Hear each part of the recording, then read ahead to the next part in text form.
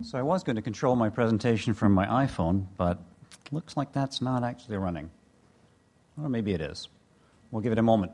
However, just echoing what Premier Albert just told us, I guess I should probably start by saying something along the lines of, 你们好，我叫 Robin. I'm hoping to be home on Wednesday night to continue with my Mandarin lessons. All of us who have an opportunity to work with the expansion of our networks, our infrastructure into the major evolving powers like China, like India, really do need to be taking the advantage of that wherever that we can.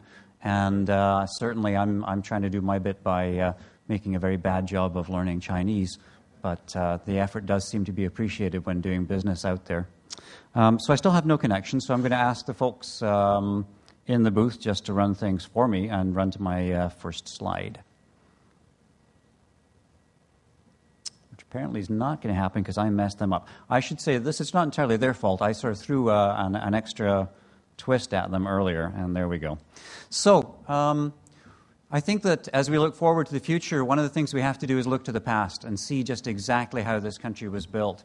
In the 19th century, Canada was built by the establishment of the railways. We had to have a way of moving our goods from where they're produced to where they're consumed, and that was very much the railway. I think we all recognize this iconic picture of the last spike being driven. In the 20th century, that was the building of the highways. The Trans-Canada Highway only got started in 1962, so relatively recent, but if you think about it, we only built one highway from Calgary to Edmonton, not two or three in parallel, because it just wouldn't make sense. And facilities sharing is something I want to talk about as well. Mid-20th century, we have the CBC, an awesome way of covering a land as large as ours, where our population density doesn't allow us to build repeated facilities. Next, please. And if we look at Air Canada, who else is going to fly to Nunavut or Tuktoyaktuk other than an airline with a flag on the tail? It doesn't necessarily make economic sense to join individual pieces, but it does make sense if you want to build a country to wire everywhere, to connect everywhere. So I've been asked to talk about the Alberta perspective, and of course, from the Alberta's perspective, why would we bother about any of this? We have oil, we have trillions of dollars of it, we're fat and happy. What could possibly threaten us? Well, I guess the answer is that, the traditional markets for our goods are changing. And there are other goods that we have. Next, thank you. This is a little more awkward when I can't actually write myself, but it's okay. We've got beef, but even those markets are changing. We now see the ability through taking stem cells from animals and 3D printing to produce a steak. And in fact, at the AAAS meetings in Vancouver last January, there was a whole conference track on in vitro meat. So the world is changing very fast. And the question we have to ask is, like the frog in the pot of water where the temperature's coming up and up and up, are we going to sit there and get cooked, or are we going to jump out and get on with changing? Ultimately, what we're trying to do is produce a good quality of life. That means that we have to have jobs. And what are those jobs going to look like? Maybe we want jobs like this. Personally, I don't want a job like this. I think what we want for our children is to have good, high-tech, high-paying jobs. How are we going to get those? Well, what we really need to do is bring together 6 elements of the cost of computing. So the first one is based on networks and hardware and software. So let's just go ahead and build this out, please. So we've got hardware and software. We've got networks. We have power, because there's a lot of power being consumed here. We also have the carbon cost of that power. And I want to talk about that in a moment before we leave this slide. But we also need to bring in people. And add those all up, and what you get is the total cost of computing. Premier Albert was mentioning some of the amazing size of the facilities in China. At a conference just recently, I was hearing about basically the cloud data center. We don't tend to think about where the cloud data center is. When we Google something, who cares where that computer is? And we shouldn't have to care. Cloud is the essential element that ties hardware and software together via network and gives it to us. But when you look at the major Chinese cloud center, one of them, the facility is 20 kilometers by 20 kilometers, which is staggering, uses the power from 3 coal-fired power plants plus the Three Gorges Dam. That is amazing scale of operations, and that's what it's taking to provide just one of about a dozen cloud data centers for China. So add this all together, we get that total cost of computing, and if we do things right, because we have amazing networks, we have the ability through cloud, and at least in the province of Alberta, a really good story on green power. We all tend to look to the north of the province, but in the south we have resources. Then we can produce a lower cost of computing in Alberta than you have in Beijing or Bangalore. That's a stretch goal, but it's doable. We see the rise of great big data. The square kilometer array is going to produce a petabyte of data per second, 24/7. How do we handle that? The only way that we can handle that is with artificial intelligence. Can I have the next slide, please? And how many people here watched the IBM supercomputer Watson playing on Jeopardy? Quite a few of you? Yeah, it was an astonishing milestone in artificial intelligence. To do all this, we have to be able to network. And the biggest piece of networking that we have, and it's a vital piece, coast to coast to coast, well, actually more coast to coast just now, but I want to add the extra coast in a moment, is Canary, our national network. Add to that, and then on the next slide, in Alberta, the network that Cybera runs between most of the post-secondary institutes. But the real special sauce in Alberta is the Alberta SuperNet. And you can just see from the density of this slide how incredibly dense that is. The province had the vision between 2000 and 2005 to put in fiber optic networking to every town, village that had a government building, a healthcare facility, a school, a library, and wire it all up. The problem with that is that it's been primarily used for networking between points in Alberta. It looks like this, a nondescript point of presence in town. That has a signal that gets sent to a tower. Next, please. Up on, this is an old Buffalo Jump. That is a huge tower. A man standing next to it would only come next to the white band at the bottom. If you look around from that tower, what you'll see on the next slide is nothing but wind turbines. Tremendous resources of green power to add to that whole equation on cost of computing.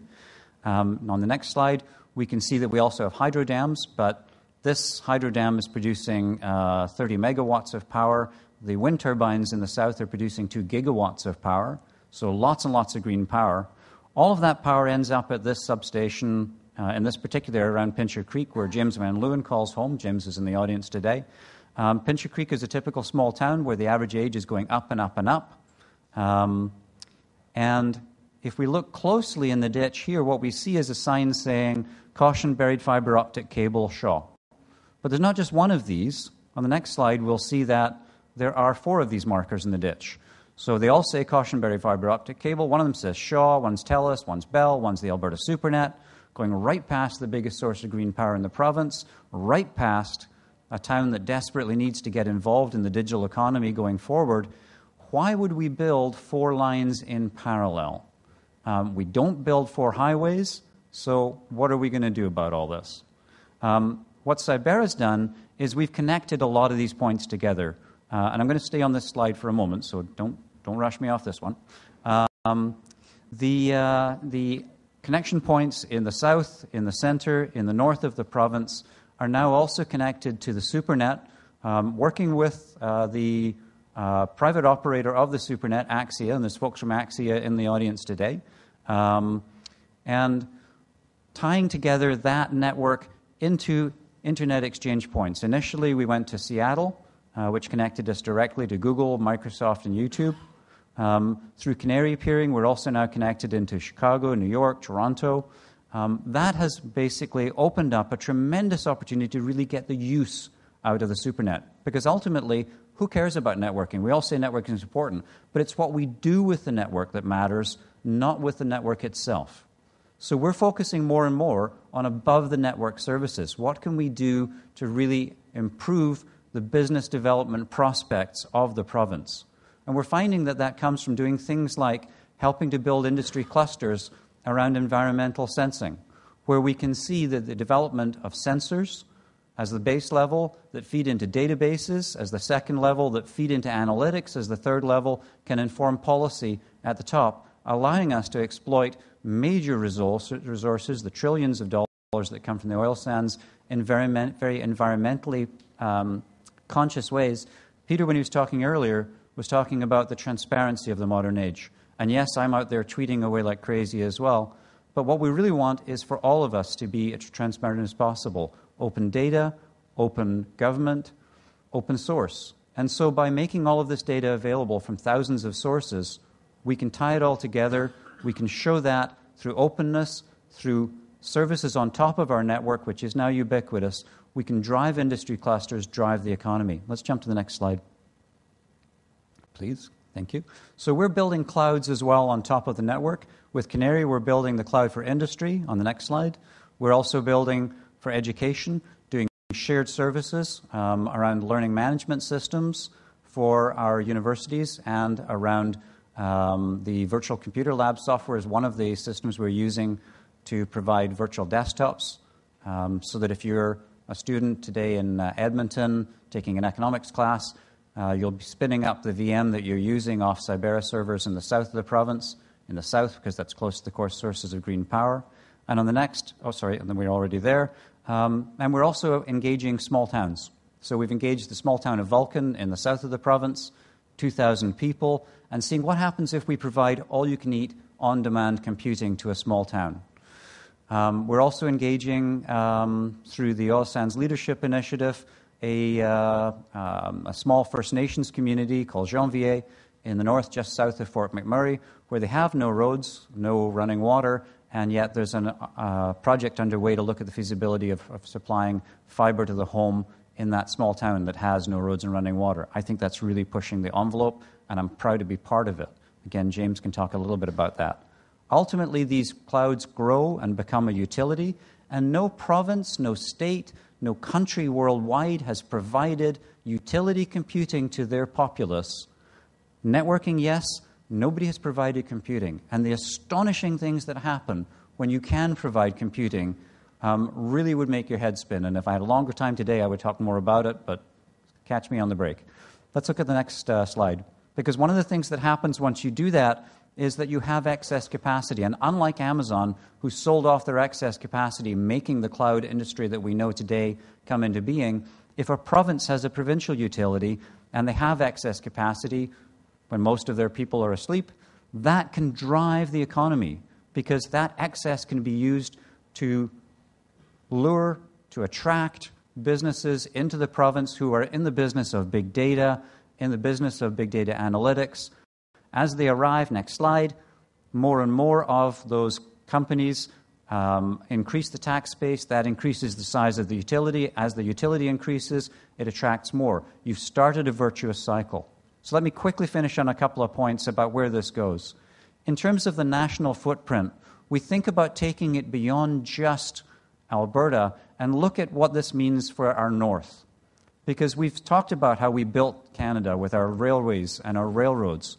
But we're not going to build railways and railroads into the north. We can show the flag zipping past in an F-35 at Mach 2, but really, we know that the Premier, the Prime Minister is very concerned with Arctic sovereignty. He regularly takes time to get up north, meet with people, and try and put our footprint on the north. What could be more convincing to put our footprint on the north than extending our lines into the north? On the next slide, we'll think about the fact that we have a business case to go north. It doesn't have to just be because we want to tie the country together. We have companies like Blackbridge Geomatics that are building chains of satellite ground stations for polar orbiting satellites into the north. Tie that together, next slide, with the fact that our northern waters are opening up. We're starting to look at more and more countries trying to cable between Europe and Asia by going over the pole. They don't want to go through the United States. They don't like the legislative situation there. So as the north opens, and as the business case says that we need to go up north, we do need to extend those lines. One thing that could be done on this, a concrete thing by government that wouldn't cost much money, is by passing a legislation that says that anybody that builds a pipeline, because we're not building roads, but we are building pipelines. Anybody that builds a pipeline, anybody that cuts into the ground, has got to put in conduit and has got to lay the fiber. It costs next to nothing. If you're building on the ground anyway. If you're putting in the pipelines, build that fiber trunk so that we can get up north, we can establish our footprint on our country, and make sure that we truly do own Canada from coast to coast to coast. Thank you.